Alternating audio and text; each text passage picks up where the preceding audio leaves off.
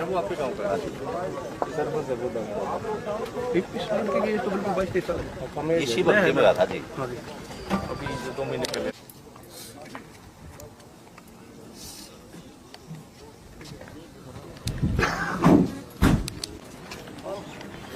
हुए हैं ड्यूटी के टाइम। जी, यह बहुत दुख का विषय है कि हमारे 2 बहादुर हमारे जाबाज साथी जो अपनी पुलिस ड्यूटी पर आए थे, उनका रात को या अर्ली मॉर्निंग उनका देहांत हो गया है, जिनके ऊपर अटैक किया गया है और वो शहीद हुए हैं। तो हमें बहुत दुख की बात है और इस समय हमारा पूरा प्रयास रहेगा, हमारा पूरा प्रण रहेगा कि जिन्होंने भी इस घटना को अंजाम दिया है उनके खिलाफ हम सख्त से सख्त कार्रवाई करें, उनको जल्दी से जल्दी पकड़ें, परिवार को हम न्याय दिलवा सकें। और जो हमारे बहादुर सिपाही जो दोनों शहीद हुए हैं, कप्तान और रविंदर, इनके परिवारों के साथ हमारी पूरी सिंपैथी है। पूरा डिपार्टमेंट, पूरा स्टेट गवर्नमेंट, पूरा इलाका बहुत दुखद है। इनको हम बिल्कुल न्याय दिलवाने में पूरा प्रयास करेंगे और जो इनके जो बेनिफिट्स होते हैं, जो जायज़ इनके सरकार से, जो महकमे से, वो और हमारा एज अ कम्युनिटी हम इनकी पूरी मदद करेंगे। सर गोलियां मारी हमला किया क्या, किस चीज़ से हमला किया गया है इनको? देखिए, ये मैं कमिट नहीं करना चाहूँगा, परंतु लगता है शार्प एज वेपन है, लेकिन पोस्टमार्टम रिपोर्ट बताएगी कि किस चीज़ से, किस वेपन का इस्तेमाल किया गया है। मेरे लिए कोई भी कमिट करना इस समय ठीक नहीं होगा। ड्यूटी कहाँ पे दे रहे थे सर इस दौरान? वो नाइट पेट्रोलिंग पे थे जी, इसी इलाके में। सर क्या क्या नाम है इनके और क्या क्या रैंक? कप्तान और रविंदर, कप्तान SPO है और रविंदर एक कांस्टेबल है। सर गश्त के दौरान हथियार नहीं होता क्या जी? सेफ्टी के लिए हथियार नहीं होता क्या सर गश्त के दौरान? देखिए, होता भी है, डिपेंड्स अपॉन द किस तरह का जो थ्रेट परसेप्शन है। हमारे इसलिए टूज में गश्त करवाते हैं, कई बार हथियार कैरी करते हैं, कई बार जब लगता है कि सिचुएशन इज नॉर्मल तो हथियार के बिना भी गश्त होती है। ठीक है सर। जिस तरह से पता लगा है कि चोरियां बढ़ रही थी इस इलाके में, गाय की है या फिर तस्करी का मामला था, उसी को लेकर गश्त कर रहे थे ये? बिल्कुल जी, गश्त ये कर रहे थे ताकि हर प्रकार की जो क्रिमिनल गतिविधि है उस पर हम अंकुश लगा सकें। और बहुत ही दुखद घटना है, उन्होंने प्राण की अपनी आहुति दी है, इस पर हम जरूर उनको न्याय दिलवाएंगे। सर कुछ पता लगा कितने राउंड फायरिंग हुई है, कितनी गोलियां? देखिए, अभी ये प्रारंभिक अभी जांच शुरू हुई है और अभी शार्प एज वेपन से हमें लगता है, परंतु एक बार हम एरिया की कोम्बिंग कर लेंगे, पोस्टमार्टम रिपोर्ट आ जाएगी, उसके बाद तफ्तीश के बाद ही हम कुछ कमिट कर पाएंगे। ठीक है सर, टायर के भी नहीं? देखिए, अभी ऐसा नहीं लगता, परंतु पोस्टमार्टम रिपोर्ट सारा डिस्क्लोज करेगी। पोस्टमार्टम रिपोर्ट और सीन ऑफ क्राइम जो है वो हम उसको मैच करेंगे, उससे हम रिजल्ट्स निकालेंगे। इस समय कुछ भी कमिट करना मेरे लिए बहुत रिस्पॉन्सिबल नहीं होगा। ठीक है सर। नाम था बेटे का, कैसे क्या हुआ था पता? रविंद्र था जी। हम लोग पता नहीं कैसे हुआ, मतलब आए हैं जी। हम लोग पता नहीं कैसे क्या हुआ। किस पोस्ट पे थे यहाँ पे? हाँ जी। किस पोस्ट पे थे? सिपाही थे? सिपाही था जी। कितने टाइम पहले भर्ती हुआ? 3 साल हो गई थी। कौन से गाँव से है? बूढ़ा खेड़ा जी। सफेदों में? हाँ जी, सफेदों में। आज क्या पता लगा? क्या जी? आज क्या पता लगा कैसे? वो पता लगा था दिमाग में फोन लगा था। आपका क्या नाम है?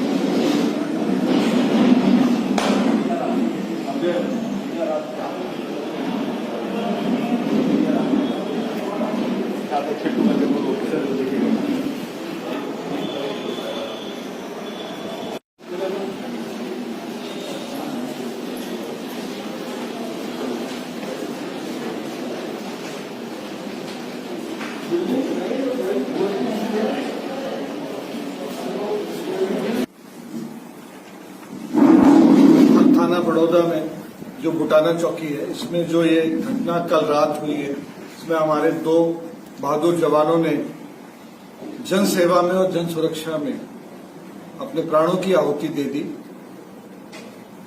ये हमारे लिए एक बहुत दुख का विषय है,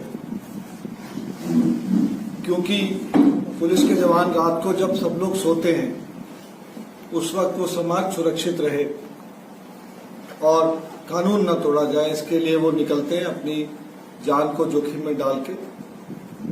और कल कुछ असामाजिक तत्वों ने हमारे 2 जवानों की हत्या कर दी। इसके लिए मुझे बहुत दुख हुआ है, क्योंकि हमारे पुलिस परिवार के 2 बहुत ही जवान और काबिल और निर्भीक शख्स, उन्होंने कल अपने प्राणों की आहुति दे दी। और हम लेकिन उनकी जो उस बलिदान को व्यर्थ नहीं जाने देंगे।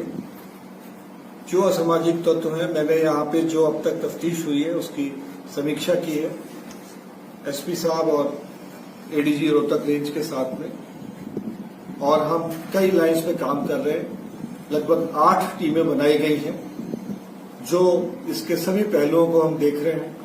सबसे इम्पोर्टेंट बात है कि इसमें कोई क्रिमिनल कॉन्स्पिरेसी तो नहीं है, कोई षड्यंत्र तो नहीं है।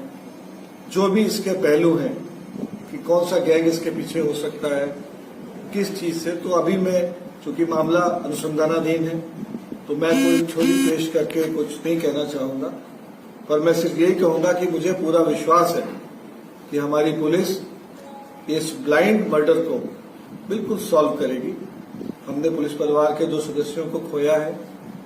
समाज ने ये पुलिसकर्मी जिन्होंने कोरोना के क्राइसिस में आगे बढ़ के भूखों को खाना पहुंचाया, प्रवासी मजदूरों को शेल्टर्स में पहुंचाया, जन सेवा करी, आज उनके साथ कुछ असामाजिक तत्व, तो मुझे पूरा विश्वास है कि पूरा समाज गोहाना का, बड़ौदा का, बुटाना के जितने गांव हैं हमारे साथ में खड़ा हुआ है, पुलिस के साथ है, और हम इस जन सहयोग से इसको सुलझाएंगे और इन लोगों को जो भी सख्त से सख्त सजा होती है वो हम दिलवाएंगे। आपकी तरफ से परिवार को क्या सहायता मिलेगी सर, गोली लगने से हत्या हुई या कोई उनके साथ किया था? देखिए, पोस्टमार्टम का हमें इंतजार करना चाहिए, क्योंकि जो इंजरीज हैं और जितना खून निकला है उससे लगता है कि चाकू भी मारे गए, पर गोली को हम रूल आउट नहीं कर सकते। वो पोस्टमार्टम में जो एक्सरे होगा उसके बाद ही पता लगेगा। उसमें कहना बड़ा मुश्किल है, क्योंकि उनके बॉडी लहूलुहान थी और बहुत ब्लड लॉस हुआ था। नहीं, कोई जांच में सर कोई खोल मिला गोली का कोई? देखिए, ये जांच की बातें हैं, ये बताना इस समय उचित नहीं होगा। सर, जब वो उचित स्टेज होगी आपको बताया जाएगा। परिवार को सहायता मिलेगी डिपार्टमेंट? नहीं, परिवार को पूरी सहायता मिलेगी। बीजेपी साहब शहीद का दर्जा देने की बात है, जैसे माने, क्योंकि एक तरह से शहादत है ये। नहीं, बिल्कुल वो 100% शहीद हैं। अगर वो शहीद नहीं है तो कौन शहीद है? बिल्कुल सही। बिल्कुल हमारा जो उन्होंने जनसेवा में और अपनी ड्यूटी को निर्वाह करते हुए असामाजिक तत्वों के साथ मुठभेड़ में उनकी मृत्यु हुई है। 100% वो शहीद है। सर, शहीद के लिए जो सरकार की पॉलिसी है। सर, कुछ पता लगा सर किस चीज पे थे, कितने लोग थे, कुछ इस तरह का कुछ अभी तक? देखिए, ये तफ्तीश की बातें हैं और अभी उसको बताने से तफ्तीश प्रभावित हो सकती है। जो मुलजिम है उनको लाभ हो सकता है, उनको ये, तो हम अभी कुछ नहीं कहना चाहेंगे इस बारे में। ये प्री मैच्योर स्टेज है। सर, गोहाना मंडल में एक हफ्ते में सर 6 मर्डर हो चुके हैं, अभी तक कोई भी आरोपी गिरफ्तार नहीं हुआ इस मामले में। देखिए, मैं जो गोहाना पुलिस और जो सोनीपत पुलिस है, मुझे उनपे उनकी काबिलियत पे पूरा विश्वास है। बहुत से क्राइम होते हैं हम 24 घंटे में वर्कआउट कर लेते हैं, कुछ में ज्यादा समय लग जाता है। आप पिछले वर्ष भी बहुत मर्डर्स हुए थे, सारे मर्डर हमने वर्कआउट किए, सबके दोषियों को पकड़ा, चाहे वो प्रोफेशनल क्रिमिनल थे, चाहे किसी को थाईलैंड से उठा के लाए, कहीं से भी लाए। राजू बसोदी को हम लेके आए हैं। कानून की गिरफ्त से कोई नहीं बचेगा, ये बिल्कुल आप रखिए। समय लग सकता है और हमें इसीलिए आपके सहयोग की आवश्यकता। सर, जिस तरह से क्राइम बढ़ा है प्रदेश में, उसको लेके क्या कदम पुलिस उठा रही है और कोई अलग से? देखिए, क्राइम तो जो है, आपको मालूम है कि समाज में जब ये लॉकडाउन था उसमें सब कुछ बंद था, सबका निकलना भी खत्म था, तो 1.5 महीने 2 महीने क्राइम में भारी गिरावट आई। अब एक्टिविटीज खुली हैं, लोग निकल रहे हैं तो किसी की जो दुश्मनी थी वो अपनी दुश्मनी निकाल रहे हैं। तो जितने जो आपने बताए मर्डर्स, ज्यादातर मर्डर कोई प्रोफेशनल क्राइम नहीं है, वो लोगों की आपसी रंजिश और दुश्मनी का नतीजा है और हम उनको जरूर वर्कआउट कर लेंगे।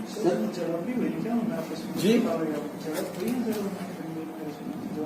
डेफिनेटली झड़प हुई है, हमारे मुलाजिमों ने उनसे लोहा लिया है।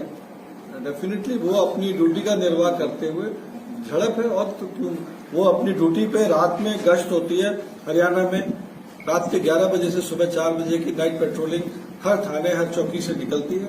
वो उस गश्त के लिए निकले थे और उस गश्त में उन्होंने इन लोगों को संदिग्ध अवस्था में, अभी कहना बहुत मुश्किल है, प्रतीत होता है कि उन्होंने संदिग्ध अवस्था में देखा होगा उनको। जैसे पुलिस के ऊपर जैसे हमले हो रहे हैं, इससे लोगों का पुलिस के ऊपर से तो विश्वास उठ ही रहा है, साथ ही खुद भी असुरक्षित महसूस कर रहे हैं। जी नहीं, मैं आपसे बिल्कुल सहमत नहीं हूँ। पुलिस से कोई विश्वास नहीं उठ रहा लोगों का।